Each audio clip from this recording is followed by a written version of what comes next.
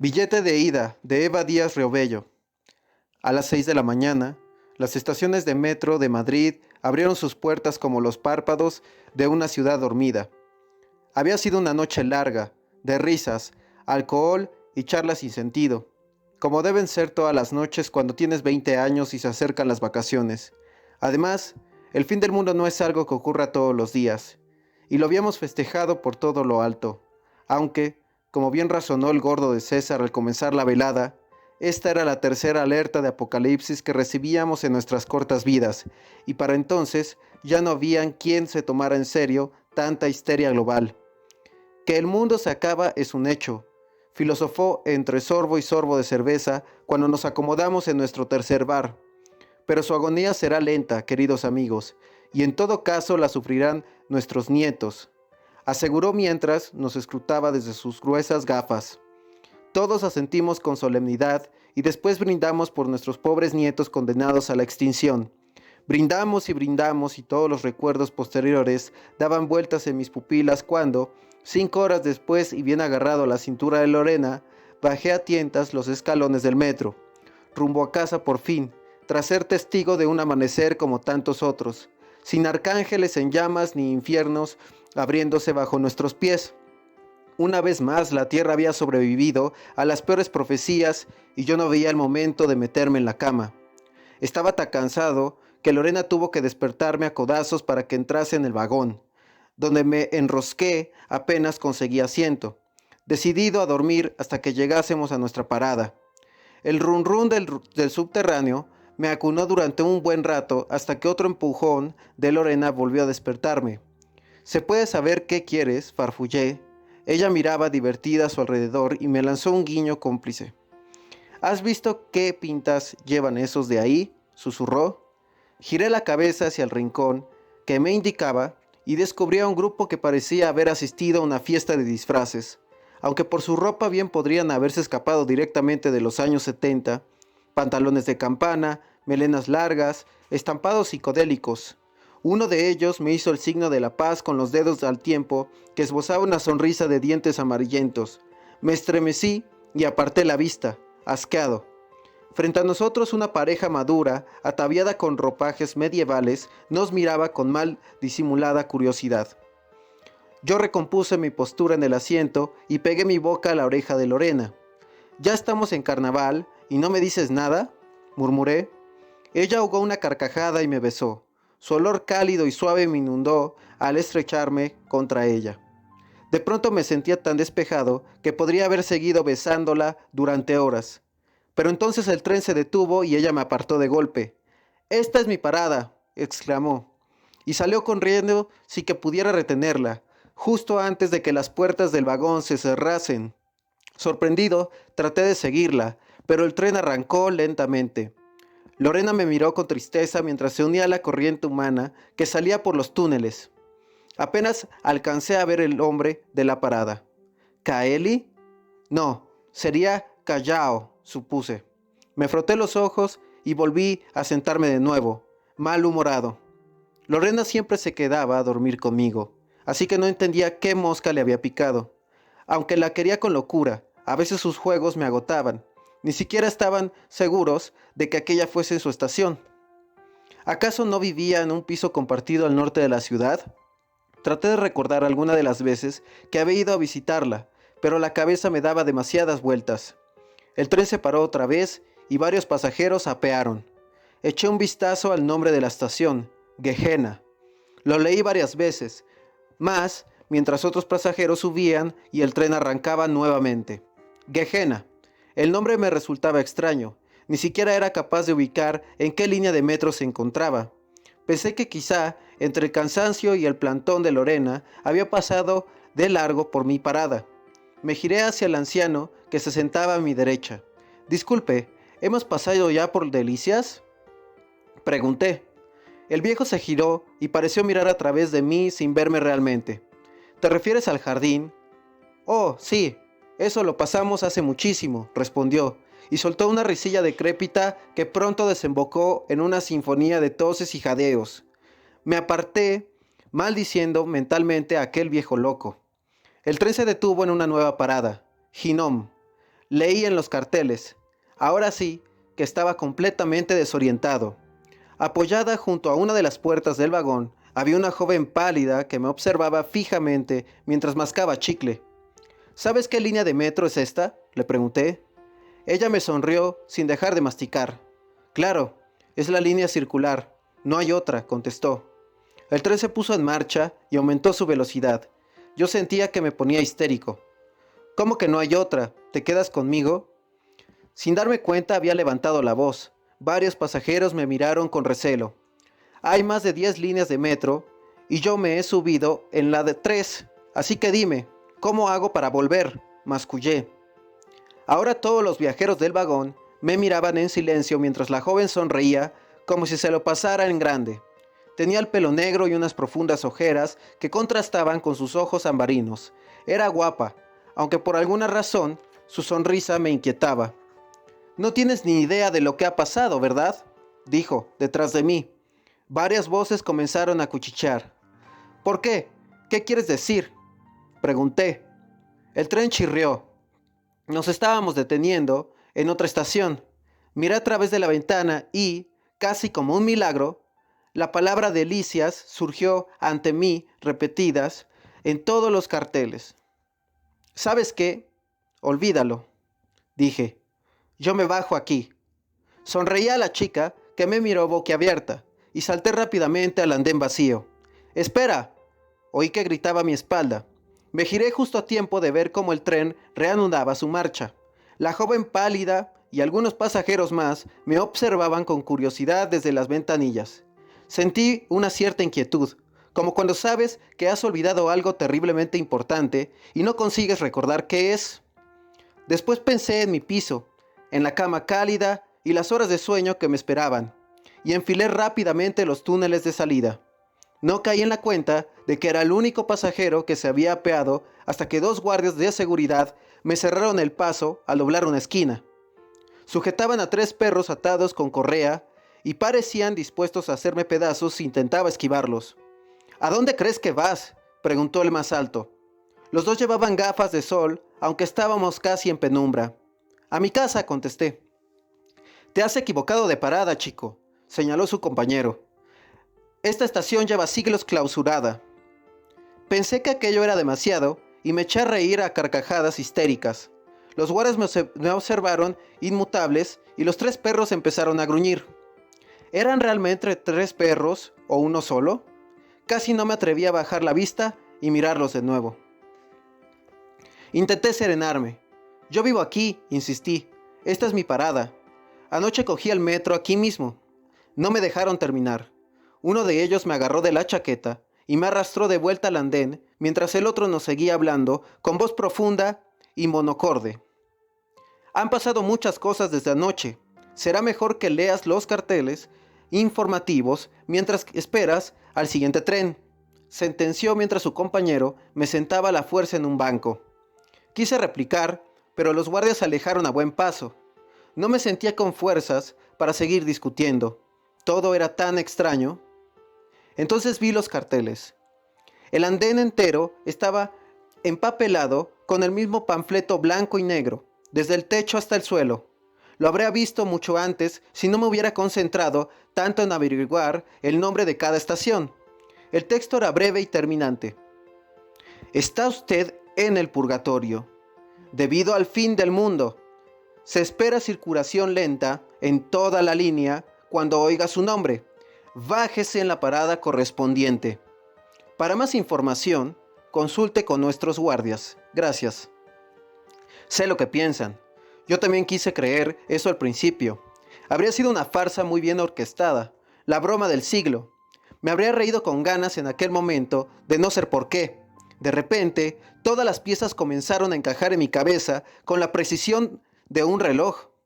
Detalles que había ignorado deliberadamente, como el olor a podredumbre que nos había acompañado desde que bajamos las escaleras del subterráneo. Los extraños pasajeros de mirada perdida, como un ejército de autómatas, o las lágrimas de Lorena al despedirse. Ahora lo entendía. En la estación de Caeli, cielo en latín. Yo no había oído mi nombre. Recordé. Y un escalofrío me atravesó la espina dorsal.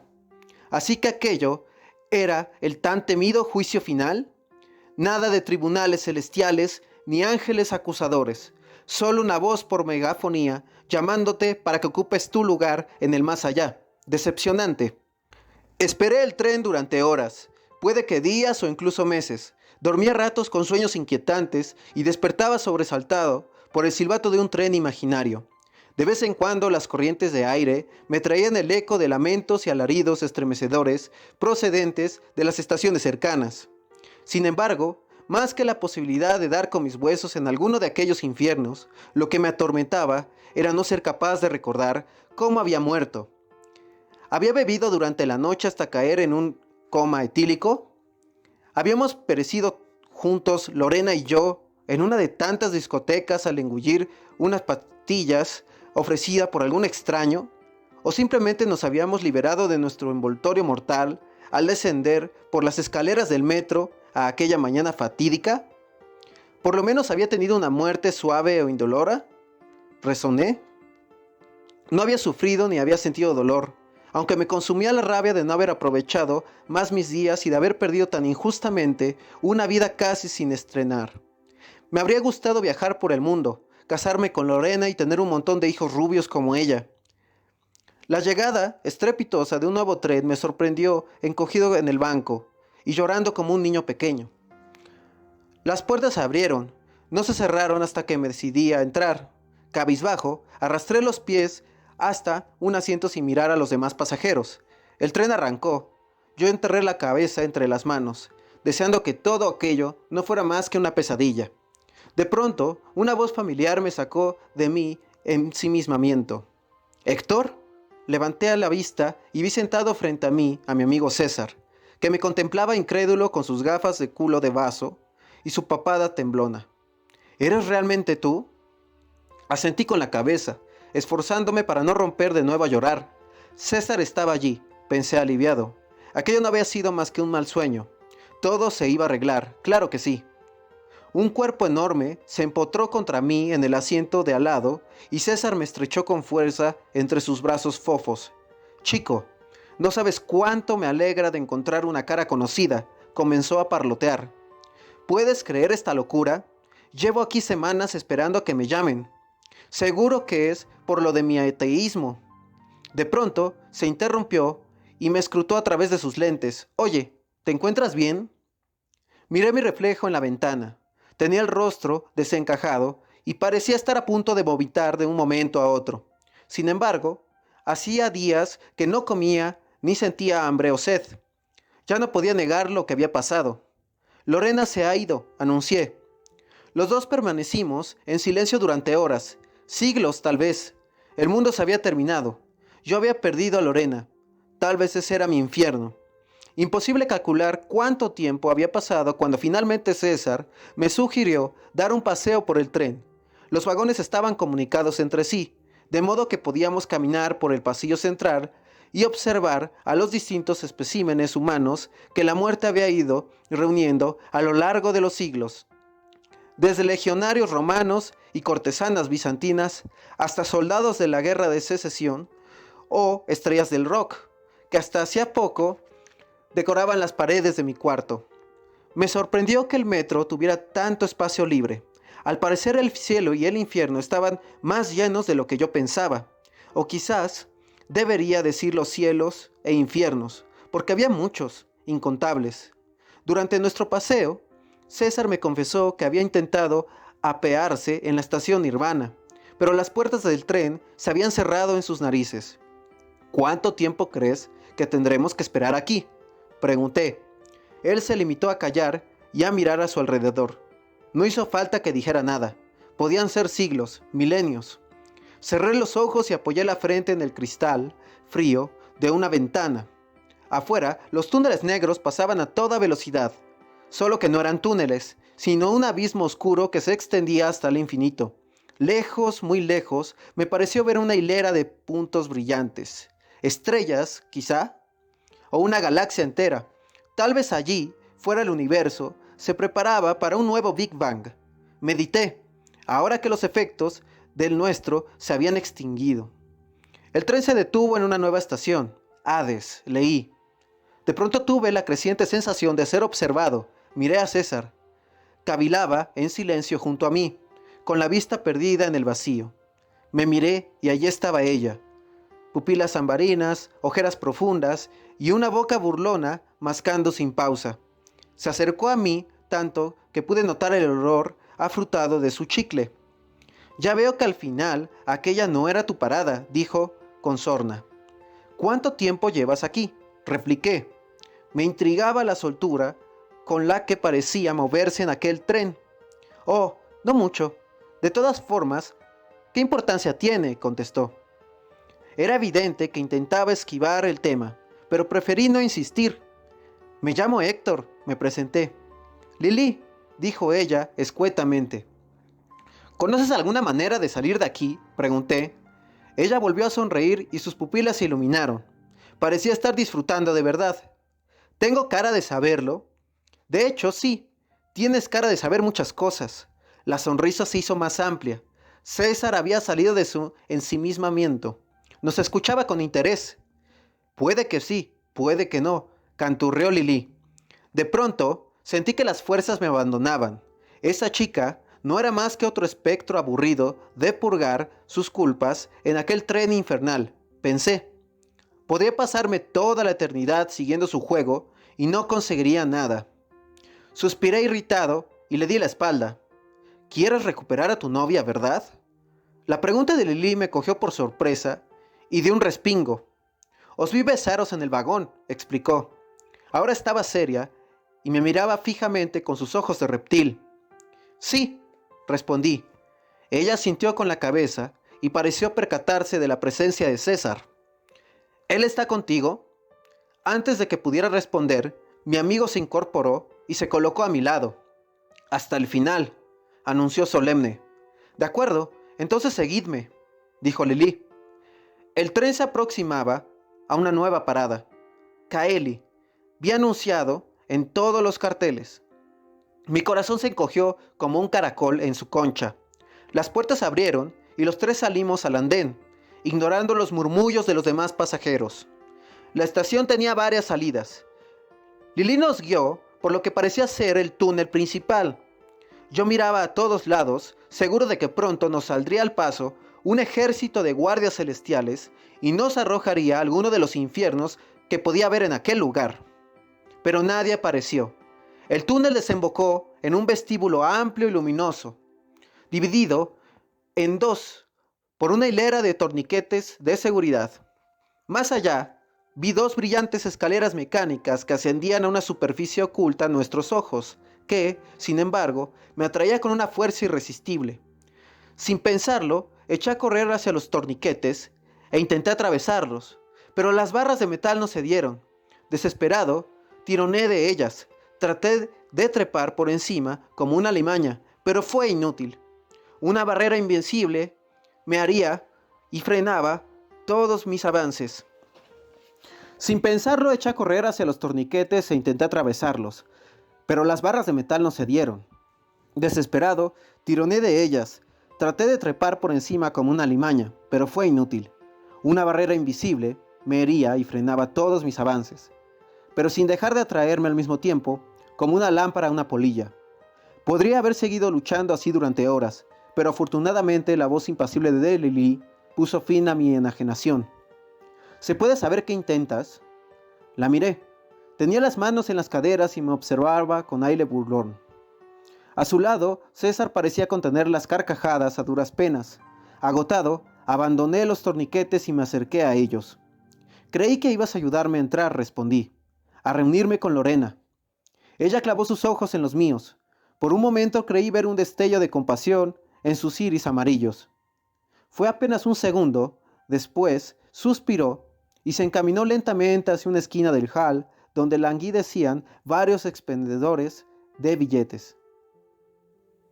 Nosotros vacilamos un instante antes de seguirla. ¿Por qué te fías de ella?, susurró César, agarrándome del hombro. Ni siquiera sabemos quién es.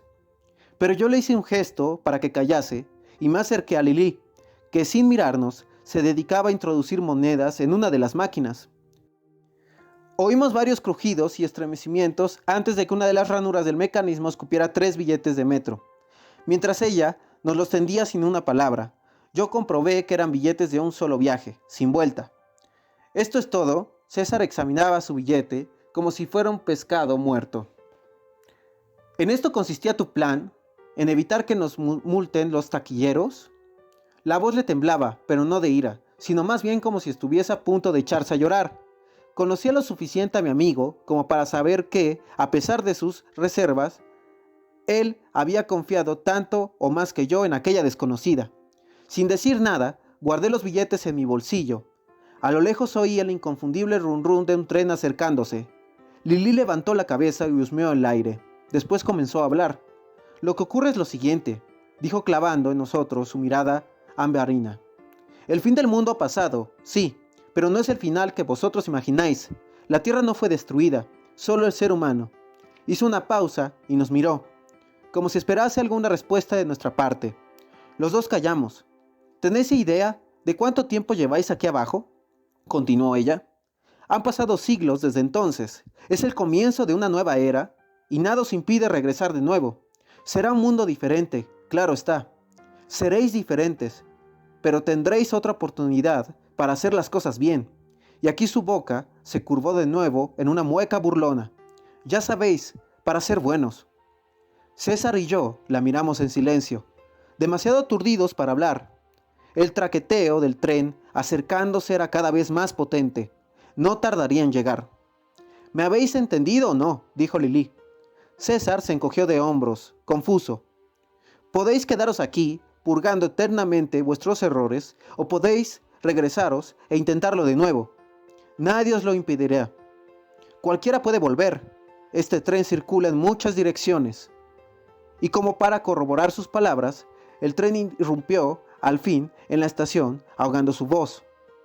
Las puertas se abrieron para dejar salir a un grupo de pasajeros que se encaminaron rápidamente hacia los torniquetes de Kaeli. Era mi última oportunidad. Eché a correr hacia aquel grupo de elegidos. Detrás de mí oí los gritos de César, pero los ignoré para concentrarme en mi objetivo. Un anciano de bigote gris que estaba a punto de atravesar la barrera. Me abrí paso hasta él a empujones, ignorando las protestas de sus compañeros, y me aferré a su brazo justo en el momento en que la barra del torniquete se deslizaba tras él. El hombre me miró sobresaltado antes de que varias manos tirasen de mí, hacia atrás, para obligarme a soltarlo. Caí de espaldas sobre una maraña de extremidades, que finalmente resultaron pertenecer en su totalidad al cuerpo rechoncho de César. Al levantar la vista, vi que el anciano se había subido ya en las escaleras mecánicas. Nuestras miradas aún se cruzaron un instante antes de que el viejo se desvaneciera ante mis ojos, rumbo al paraíso. César hacía esfuerzos por incorporarse mientras jadeaba como un elefante asmático. ¿Se puede saber qué demonios intentabas? Sabes que no podemos pasar, protestó cuando logró recuperar el aliento. Lo siento, murmuré mansamente. Lo seguí hacia el tren detenido. Las puertas seguían abiertas esperando por nosotros. Lili aguardaba impacientemente, aunque me dirigió una mirada cómplice al verme regresar. César subió al vagón, pero yo me demoré un instante junto a ella. Gracias por todo, dije tendiéndole la mano. Ella me la estrechó, pero la retiró rápidamente, azorada. No es nada, musitó. Supongo que a pesar de todo soy una romántica. Los dos nos sonreímos con timidez y, por fin, subí al vagón con César. Un momento, ¿es que tú no vienes?, preguntó él, a ver que Lili permanecía inmóvil frente a las puertas. Ella negó con la cabeza. Ya lo intenté en su momento, explicó. El motor del tren comenzó a vibrar ruidosamente. Adiós, Lili, grité. Ella agitó el brazo. Se dice Lilith, alcanzó a decir antes de que las puertas nos separasen para siempre.